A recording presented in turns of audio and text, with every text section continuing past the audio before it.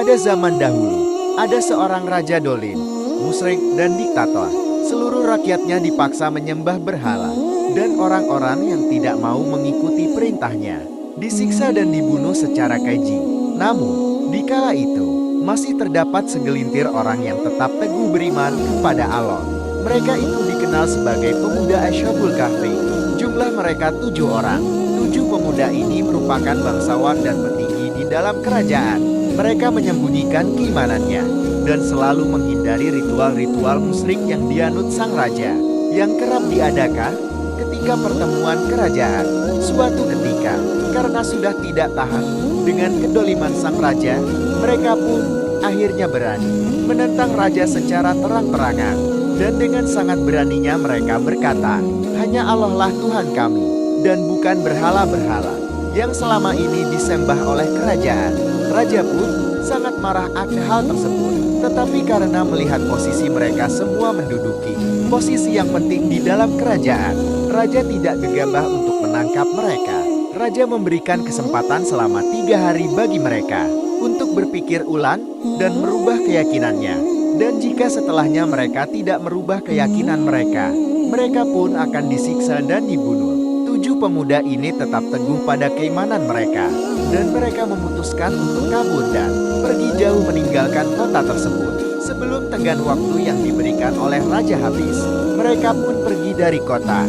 Di tengah-tengah perjalanan, mereka bertemu dengan anjing yang terus mengikuti mereka dimanapun mereka pergi. Lalu perjalanan terus berlanjut hingga mereka berhenti di sebuah gua. Mereka pun berniat untuk beristirahat sejenak di dalam gua tersebut, lalu melanjutkan perjalanan mereka. Akhirnya pemuda-pemuda ini tidur di dalam gua tersebut. Anjing yang mengikuti mereka pun juga tidur di mulut gua dengan posisi membentangkan kedua kakinya seperti sedang berjaga, sehingga tidak ada orang ataupun hewan yang berani memasuki gua tersebut. Meski awalnya mereka berniat untuk tidur sebentar saja, dengan kekuasaan dan izin Allah, mereka dijadikan tertidur selama 309 tahun dan tidak menua sedikit pun. Mereka semua tidak mengetahui bahwa zaman telah berganti beberapa generasi.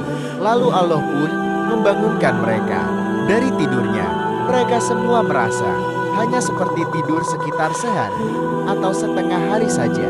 Setelah bangun dari tidurnya, mereka semua merasa lapar, sedangkan bekalan mereka telah habis, sehingga diputuskanlah untuk mengirim salah satu dari mereka untuk kembali sementara dan membeli perbekalan di pasar. Sesampainya di pasar, pemuda ini terkejut dengan keadaan pasar tersebut. Seluruh bangunan telah berubah, dan orang-orang pun memakai pakaian yang berbeda. Dari saat terakhir kali ia pergi meninggalkan kota, ia pun kemudian membeli perbekalan dan membayarnya dengan uang perak yang ia miliki. Pedagang pun heran, karena uang tersebut sudah kuno sekali dan tidak bisa digunakan di zaman itu.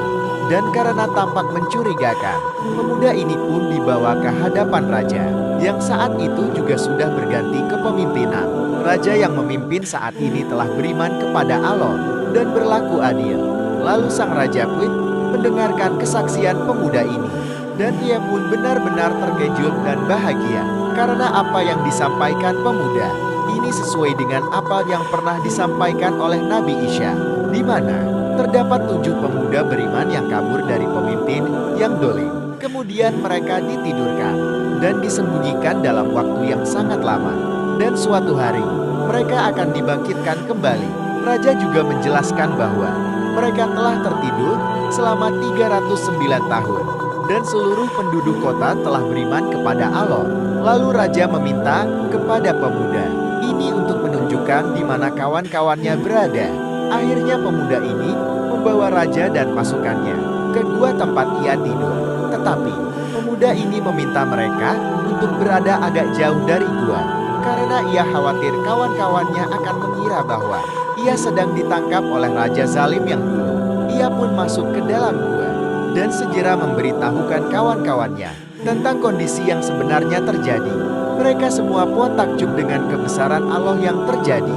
Mereka juga bahagia mendengar bahwa semua penduduk telah beriman dan dipimpin oleh raja yang adil. Tetapi akhirnya mereka semua bersepakat untuk berdoa agar nyawa mereka dicabut dan jasad mereka disembunyikan oleh Allah.